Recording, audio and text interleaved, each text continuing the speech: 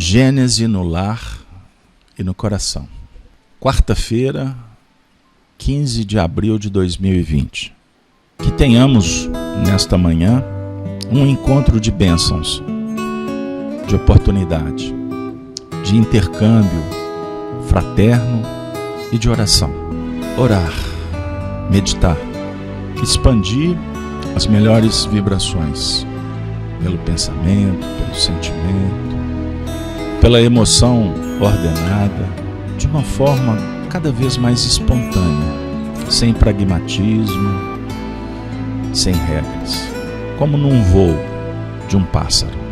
Deus, nosso Pai, Jesus, Mestre querido, este momento é único.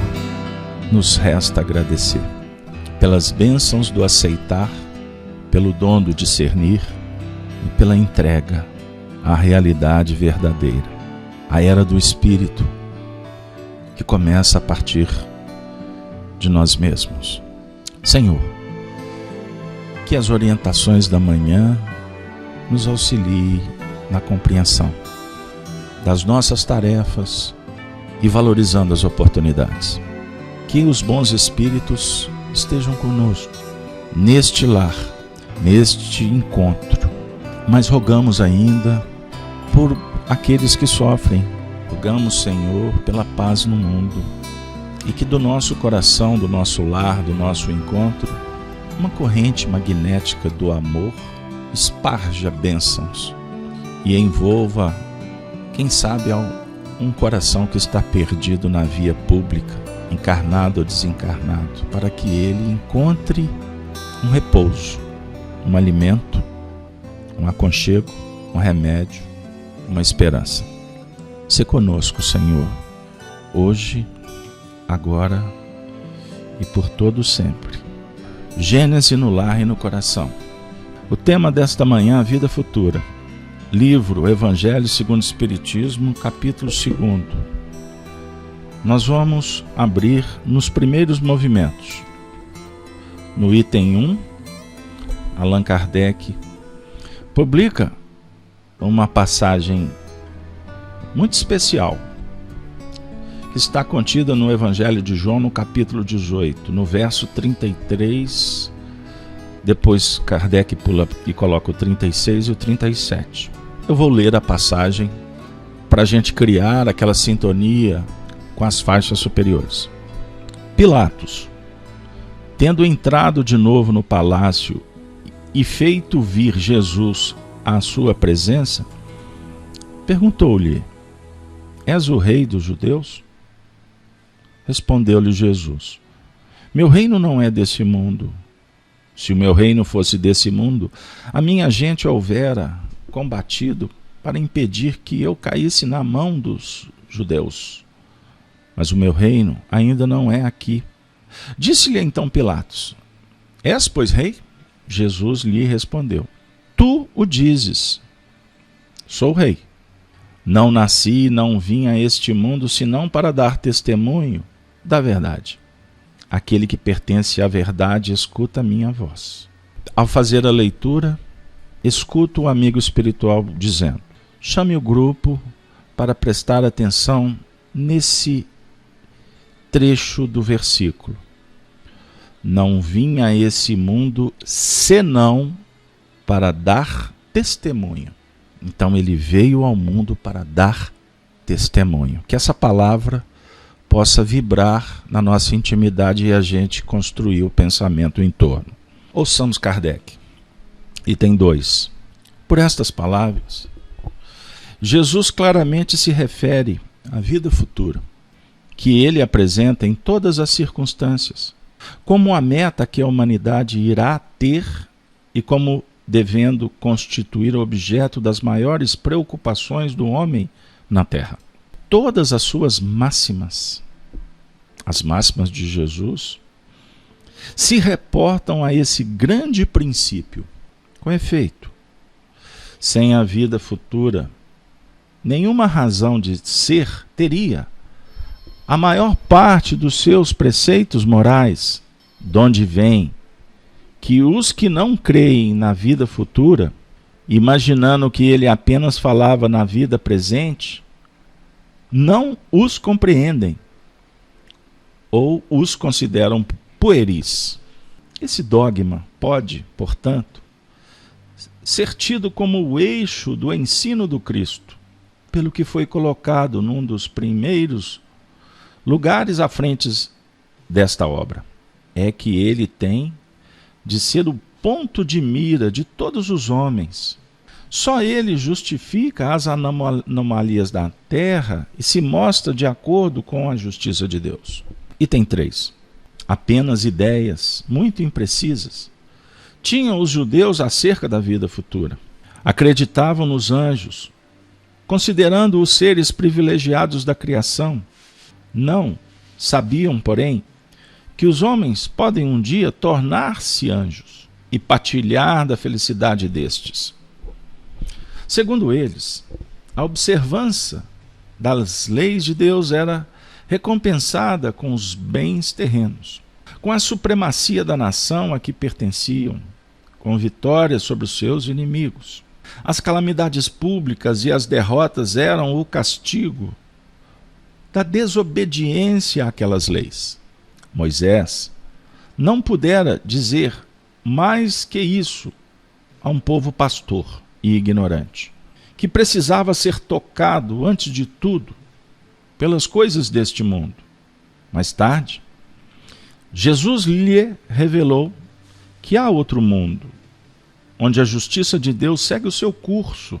É esse o mundo que ele promete aos que cumprem os mandamentos de Deus, e onde os bons acharão sua recompensa. Aí o seu reino. Lá é que ele se encontra na sua glória, e para onde voltaria quando deixasse a terra. Jesus, porém, conformando seu ensino com o estado dos homens de sua época, não julgou conveniente dar-lhes luz completa, percebendo que eles ficariam deslumbrados, visto que não a compreenderiam. Limitou-se a, de certo modo, apresentar a vida futura apenas como um princípio, como uma lei da natureza, a cuja ação ninguém pode fugir. Todo cristão, pois, firmemente crê na vida futura.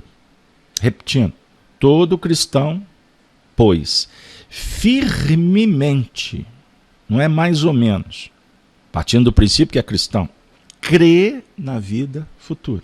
Mas a ideia que muitos fazem dela é ainda vaga, incompleta e, por isso mesmo, falsa em diversos pontos.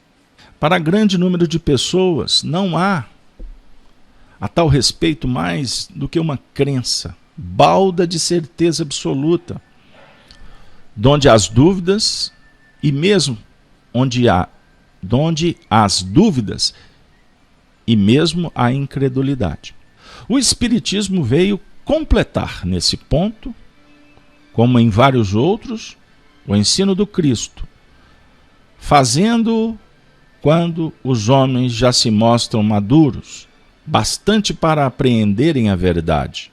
Com o Espiritismo, a vida futura deixa de ser simples artigo de fé, mera hipótese.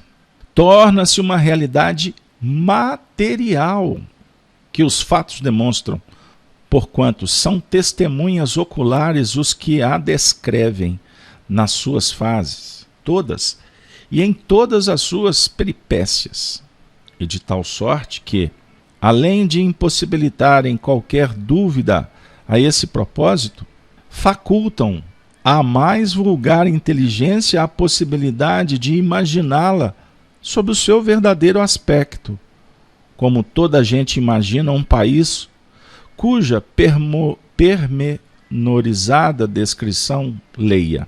Ora, a descrição da vida futura é tão circunstanciadamente feita, são tão racionais as condições, ditosas ou infortunadas, da existência dos que lá se encontram, quais eles próprios pintam, que cada um aqui, a seu malgrado, reconhece e declara a si mesmo que não pode ser de outra forma. Porquanto assim, sendo, patente fica a verdadeira justiça de Deus. Minha querida amiga, meu querido irmão, o assunto abre tantos ângulos, mas nós gostaríamos de rapidamente voltar àquele ponto que nos foi chamada a atenção, que Jesus veio a este mundo para dar testemunho da verdade. Testemunho, testemunhar, dar prova, viver a experiência.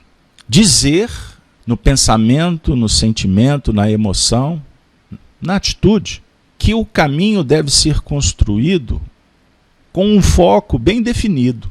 E ele inclusive dá uma dica, é necessário perseverar. E a filosofia nos apresenta um outro movimento importante, o da constância. Perseverar com a vontade, com a força necessária para não desistir, seguir adiante, mesmo quando tropeçar. Constância, estar constantemente vinculado aos princípios que são escolhidos, definidos como crença, porque você pode perder o foco perseverando. No meio do caminho você pode usar artimanhas do interesse pessoal e se julgar ainda na caminhada, sendo que podemos estar criando atalhos no chamado orgulho ou egoísmo, nas oscilações de caráter. Então esse é um dos grandes desafios. Naturalmente, no caminho a gente pode ter problemas com este foco, porque diante de tantas informações que as circunstâncias da vida nos apresentam, que em determinados momentos a gente se confunde. Afinal de contas, a quem eu estou servindo, como a gente trabalhou no evangelho de ontem? Qual Senhor? Vivemos na matéria, no mundo que é impermanente, que é dual, que está em processo de mudança permanente. Portanto, qual é o meu foco? A vida futura. Interessante porque mais à frente nós vamos nos deparar com uma explicação, fazendo um recorte histórico sobre a crença dos judeus sobre o céu, anjos, privilégios ou punição. Então essa frase que Kardec coloca no item 3, sobre a punição ou castigo, que são configurados em calamidades públicas, a ira de Deus, porque nós desobedecemos, esse mecanismo de relação com o divino, ele ainda é aplicado por nós, inclusive que estamos estudando a vida futura. Observe o fenômeno do coronavírus. Já deve estar contabilizado centenas e centenas de palestras falando do assunto. E com todo respeito, boa parte das que assistimos, elas se pautam em cima deste castigo divino, que apresenta com muitas facetas, e algumas teorias muito bem desenvolvidas.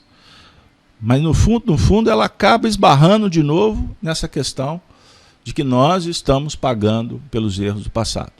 Sabemos que estamos em processo de reparação, é natural.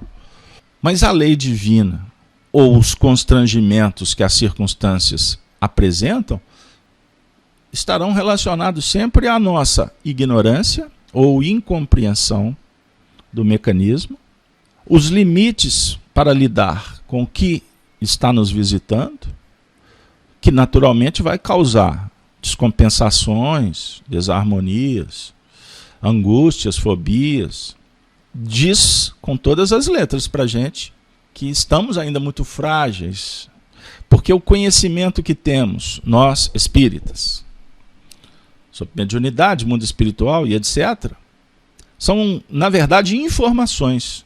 Não podem se caracterizar como um conhecimento. como uma verdade apreendida. Então nós precisamos de ter calma nesse momento e procurar uma sintonia com os princípios que estamos escolhendo para nortear a vida. Porque sem a compreensão, a gente vai continuar caminhando muito mais no movimento do impacto de fora para dentro do que no impulsionamento de dentro para fora para superar as ondas revoltas do mar. Kardec diz assim, no item 3, e esse mundo que Jesus promete aos que cumprem os mandamentos de Deus e onde os bons acharão sua recompensa, é o mundo íntimo, que vai redundar no mundo espiritual. O mundo espiritual que tem a ver, sob o ponto de vista da relação, com as afinidades. Então, o que vai caracterizar a vida futura? Quando a gente chegar pós-desencarnação? Encontros, reencontros, por exemplo. E estes se darão pelas escolhas que a gente está realizando agora. Esse é o ponto. Então não adianta vislumbrar lá na frente, teorizar, se nós não estamos estabelecendo um nível de afinidade razoável, eficaz, neste atual momento histórico que estamos encarnados. Agora eu vou abrir um painel. Você está acompanhado por espíritos. Talvez se olhar de lado você não vai ver, mas a partir do momento em que esse movimento de magnetismo, de espiritualidade começou a acontecer na nossa manhã, ele aglutina, ele atrai afins que querem conosco aprender, mas ele também é um movimento tão intenso que ele atrai aqueles que estão frágeis. Então nós estamos fazendo uma escolha. Então no momento em que a fragilidade, a doença se aproxima, nós vamos crescer intimamente quando aprendermos a aplicar o remédio justo. E para isso nós temos que nos harmonizar e movimentar para oferecer a paz, o bem, uma condição favorável. Aí você cresce, nós auxiliamos aqueles que estão juntos e a gente está criando aqui uma colônia espiritual. Não pensei nisso até hoje. O raciocínio chegou agora e eu estou compartilhando com vocês.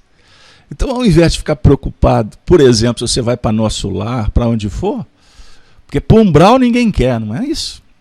Porque o umbral é o inferno que a gente inventou. O Chico disse certa feita para aquela senhora: ah, minha irmã, quando a gente desencarnar, e ela disse, você vai para o céu, não é, Chico? Eu vou para o umbral. Aí, para resumir a história, que é longa, o Chico disse, eu vou para o céu sim, porque eu quero continuar trabalhando depois da desencarnação. E eu gosto, tenho tanto compromisso com o Espiritismo, que eu quero trabalhar no Centro Espírita Umbralino, a definir que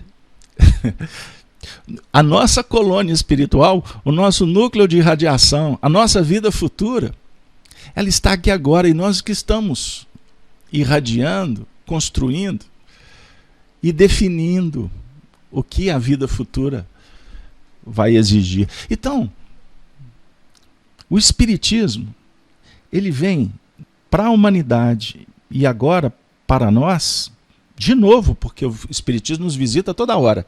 Historicamente, 1857, não, hashtag para. O Espiritismo está chegando de novo agora. E ele está nos encontrando muito melhor do que encontrou há 10 minutos atrás. Então está na hora da gente dar uma resposta e oferecer para o mundo o consolo, o aprimoramento, que se faz intimamente, a solidariedade, que esse momento de quarentena está nos concedendo. Graças a Deus, não dê vazão para a aflição, para a angústia, para a depressão. Viva cada momento como se fosse o último, o único. Como falou certa vez o poeta Renato Russo. E ele deu uma dica. Ame como se não houvesse o amanhã. Porque aí a gente vai estar encontrando mais recursos. E o futuro vai ser uma resposta disso que a gente estiver fazendo aqui agora.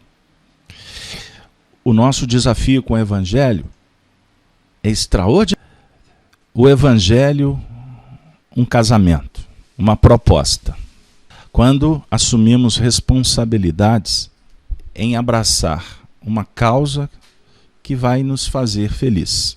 Sob o ponto de vista filosófico, moral, vamos trazer Platão, que é enaltecido por Allan Kardec no Evangelho segundo o Espiritismo, quando diz sobre o amor, a justiça, ao bem e ao belo. Estes são os princípios que, esposados, irão frutificar para sempre. Virtude, ampliação de consciência.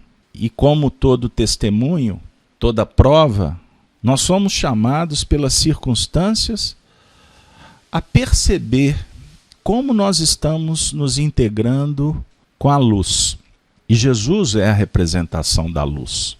E agora, se vocês me permitem, não vou falar de Jesus histórico, mas de uma imagem que vamos criar a partir da luz.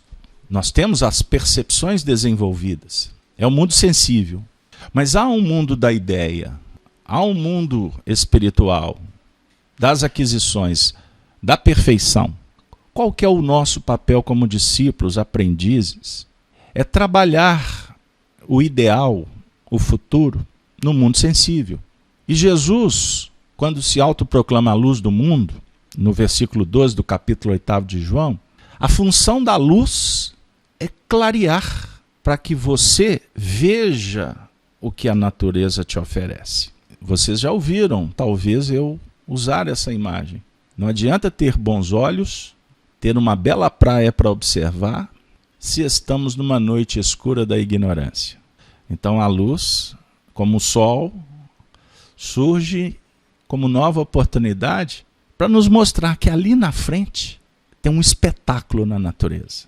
Então o conhecimento, a verdade e o testemunho da verdade não é provar para o mundo cultura, inteligência que sabe lidar com dados. Não. A verdade é que outros têm uma conotação muito mais ampla. Ele veio dar testemunho à verdade. Então ele clareia o caminho para se chegar na vida. Porque a verdade traz a vida. É o sentido do viver. É o amor. A caminhada não é de Jesus. Ele percorreu a dele para nos mostrar o modelo. Eu sou o caminho.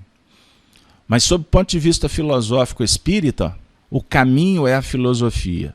É a abertura da consciência. E o caminho é construído por você, por mais ninguém. Então, caminho, verdade. A ciência da vida passa a traduzir do mundo das ideias no plano sensível o que de melhor a gente consegue construir. O testemunho, ele também diz para nós sobre as imperfeições, que o Platão tratava como sombra, como o Jung falava sobre o inconsciente coletivo, os arquétipos, seja o teórico que for. Cada um discursa para contribuir. Mas, para nós, o foco é observar tendências. Aquela sombra que ainda insiste em dar o seu recado. Mas, com o Evangelho, com o Cristo, nós temos que trabalhar garantindo luz. Porque a luz é que dissipa a sombra. Não resistais ao mal. Não foca na treva. Não se perca numa luta inglória. Pratique o bem.